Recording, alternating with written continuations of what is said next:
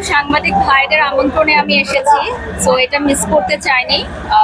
অনেক অসুস্থ হয়ে গেছে হঠাৎ করে, আসলে সিজন চেঞ্জ হচ্ছে তো একটু জ্বর আসছে, সো মেডিসিন নিয়ে আসছি। সো বেশিক্ষণ থাকবো না, অ্যাওয়ার্ড নিয়ে চলে যাব। আচ্ছা, আজকে কোন ক্যাটাগরিতে অ্যাওয়ার্ডটা পাচ্ছেন? আমি দেশ সেরা ব্র্যান্ড প্রমোটার হিসেবে নমিনেশন পেয়েছি।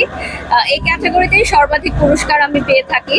সো ভালো লাগে, কাজের স্বীকৃতি। এখন তো কাজেরই সময় আমাদের, যেহেতু ইয়ার এন্ড চলছে, ব্রাইডাল সিজন, সবকিছু মিলিয়ে অনেক ব্যস্ততা। তো কাজের মাঝেও আসি, চেষ্টা করি অ্যাওয়ার্ড ফাংশনগুলো আসার কারণে এটা একটা সেলিব্রেশনের মতো, আসলে অনেকের সাথে দেখা হয়, আপনাদের সাথে কথা হয়, দ্রুত দর্শকদের কাছে আমরা আমাদের বার্তাগুলো পৌঁছে দিতে পারি।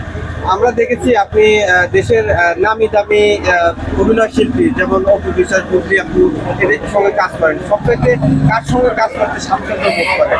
আসলে প্রত্যেকে এক একটা গুণাবলীর অধিকারী, এক একজন এক এক রকম। আমি কিন্তু সবার সাথে ঘুরে ফিরে কাজ করেছি, মেগাস্টার শাকিব খান থেকে শুরু করে আমি প্রত্যেকটা নায়িকা এবং অভিনেত্রী যারা আছেন, অভিনেতা অভিনেত্রী, তাদের সাথে আমি কাজ করেছি। সো দিন শেষে আমি বলবো যে আমার সাথে সবারই একটা সুসম্পর্ক, আমাকে সবাই অনেক স্নেহ করে। যেমন গতকাল রাতে পরিমণি আপুর বার্থডে ছিল, রাত্র 2:30টার সময় ফোনে কথা হয়েছে, যেহেতু উনি মালয়েশিয়াতে আছে এই মুহূর্তে। সো অনেকক্ষণ কথা হলো, আপুকে উইশ করলাম যে মিস করছি, বাংলাদেশে থাকলে হয়তো দেখা হতো।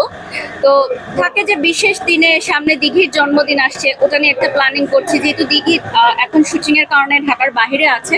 সো আসলে হয়তো সেলিব্রেশন হবে। আচ্ছা, দিঘি একটি কথা বলেছিলেন, দিঘির যখন প্রশ্ন আসলো যে তার সমালোচক তার বাবাই একমাত্র হ্যাঁ, সর্বোচ্চ সমালোচক, সে ব্যাপারে আপনি মতামত? শুধু দিঘির না, আমি আঙ্কেলের কাছ থেকেও কিন্তু আমার ব্যাপারেও অনেক পরামর্শ নেই, যেহেতু উনি একজন গুণী অভিনেতা এবং বহু বছর ধরে উনি ইন্ডাস্ট্রিতে কাজ করছে। আমি বলবো যে ওনারা হচ্ছে ফুল ফ্যামিলি সুপারস্টার। তো আমি যখনই দিঘির বাড়িতে যাওয়ার আমার সুযোগ হয়, তখন আমি আঙ্কেলের সাথে কথা বলি বা ওনার অভিজ্ঞতাগুলো নেওয়ার চেষ্টা করি। তো ভালো লাগে। আর আমার কাছে মনে হয় যে প্রত্যেকটা ফ্যামিলির এরকমভাবেই সাপোর্ট করা উচিত। যেমন আমার ফ্যামিলিও কিন্তু খুবই সাপোর্টিভ, আমার শ্বশুর বাড়ি বলেন, আমার বাবার বাড়ি বলেন, আমার হাজবেন্ড বলেন। সো সাপোর্ট ছাড়া আসলে মিডিয়া অঙ্গনে দীর্ঘদিন ধরে কাজ করা একটু ডিফিকাল্ট। এই যে আপনি বাংলাদেশে সবচাইতে মানে একমাত্র ব্যাক প্রমোটর আমরা জানি, কিন্তু এই যে পরিবার, সংসার, বাচ্চা কাচ্চা সামলে এই কাজগুলো করতে আপনার আসলে প্রতিবন্ধকতা তৈরি হয় কি? আসলে আমি একমাত্র নই, আমাদের সাথে আরো অনেক মেয়েরা কাজ করছে, অনেক ভালো কাজ করছে, নতুন মেয়েরা কাজ করছে। যেমন আমার বোন মাইশাও কিন্তু নতুন ব্র্যান্ড প্রমোশনে কাজ করছে।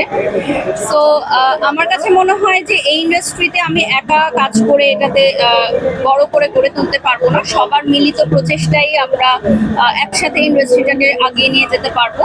বাট হয়তো আমি একটু হাইলাইট বেশি হই আমার কাজের কারণে, আলোচনার কারণে। তো এটা হতে পারে যে আমি আলোচনায় বেশি থাকি, বাকিরা আলোচনায় কম থাকে, এই আর কি। আচ্ছা, সাকিব খানের নতুন